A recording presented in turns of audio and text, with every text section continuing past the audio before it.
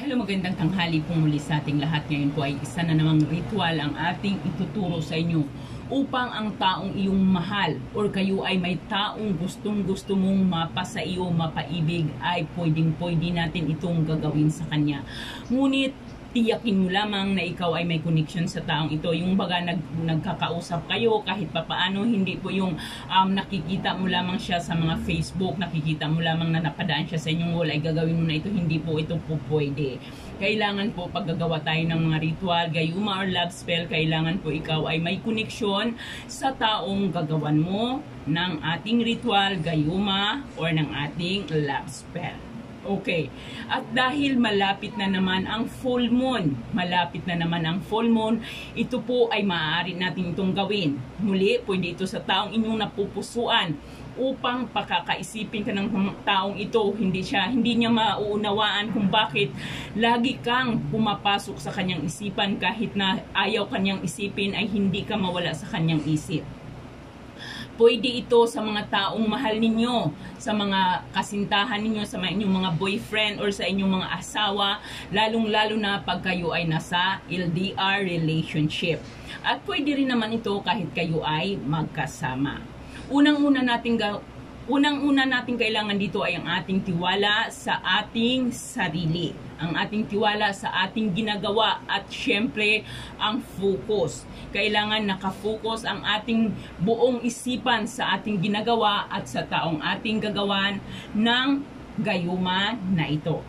Kailangan lamang natin dito ay ang kanyang litrato at kandilang pula. Litrato po lamang at kandilang pula at ang iyong dugo.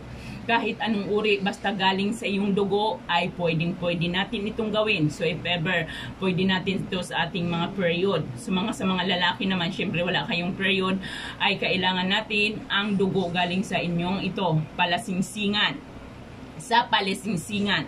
Ngunit, ang gagamitin natin, pag halimbawa kayo ay gagamit sa inyong palasingsingan, ang gagamitin natin sa ating daliri ay ang ating kaliwang palasingsingan. Bakit po kaliwa?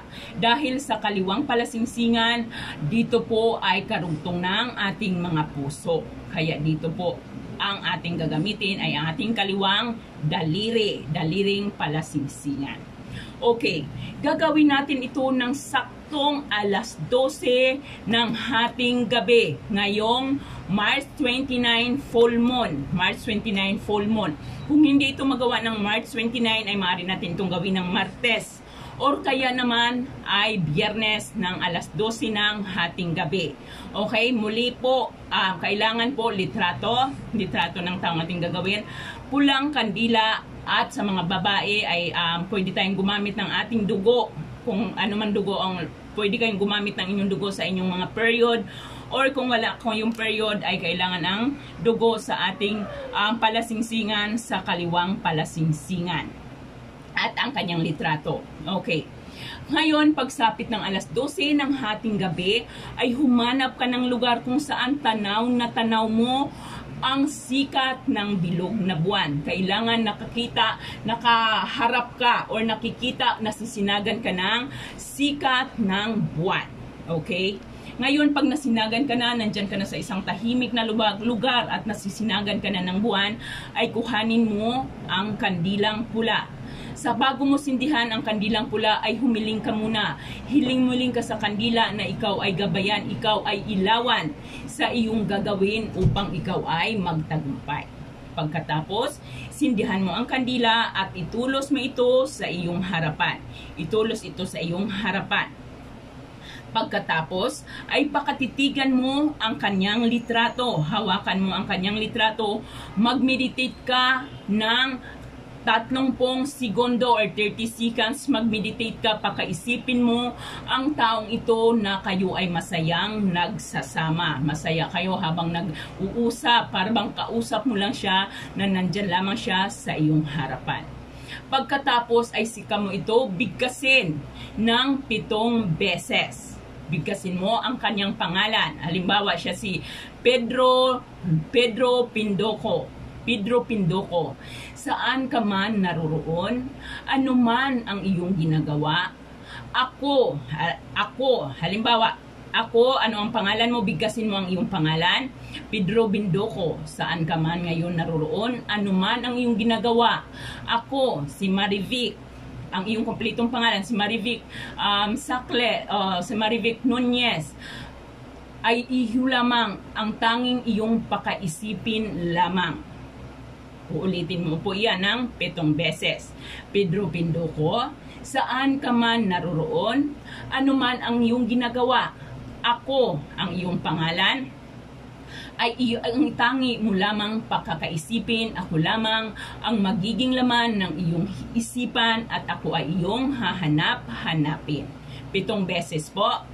Pedro Bindoco, saan ka man naroroon, ano man ang iyong ginagawa.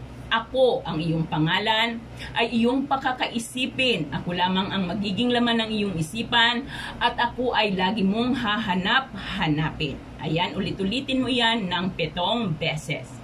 Pagkatapos mo po iyong nabigkas, ay saka mo ito patakan ng dugo ng 3 beses ang kanyang litrato galing sa iyong kaliwang palasingsingan kalawang palasingsingan, sapagkat ang kaliwa po ay galing konektado sa ating mga puso, kaya dapat po kaliwa.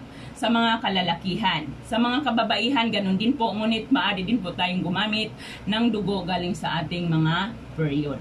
Pagkatapos po ito nating mapatakan, ay saka muli hawakan ang kanyang litrato at mag-meditate kang muli. Pakaisipin mo na nangyari na ang iyong hiling, na ibinigay na ang iyong kahilingan at ang taong ito ay lubusan ng napapaibig sa iyo. Pagkatapos po nun, ay ilagay mo ito sa isang plastic, gaya ng yelo, plastic ng yelo or plastic ng kahit anumang plastic, ay ilagay mo kasama ang kandila. Kasama po ang kandila sa paglalagay ng plastic at ilagay mo ito sa ilalim ng iyong unan sa loob ng 7 araw. So if ever mag-start ka ngayong Lunes, dahil full moon ngayong Lunes or kaya naman ari Martes, sa susunod na Martes, may matatapos ka na. Kaya kinaumagahan ay pwede mo nang tanggalin ito. Kinaumagahan ng Martes ay pwede mo na itong tanggalin sa ilalim ng iyong unan at saka mo itago sa safe na lugar na ikaw lamang ang nakakakita at nakakaalam. Hindi mo na ito kailangan dasalan ng gabi-gabi. Basta ilagay lamang ito sa ilalim ng iyong unan sa loob ng 7 gabi. At hahayaan mo na lamang ito doon. Hindi mo na kailangan tanggalin doon upang humiling or upang dasalan. Isang beses lamang itong dasalan, yun pa lamang pag sa umpisa natin ginagawa. Ngunit ang paglalagay natin sa ilalim ng itong ating unan ay sa loob po ng 7 gabi. So ayan po, gawin ng tama, walang papalitan at walang babaguhin. Sundin po ang tamang oras ng paggawa upang kayo po ay magtagumpay. Ayan po lamang, maraming salamat po at magandang tanghali sa ating lahat.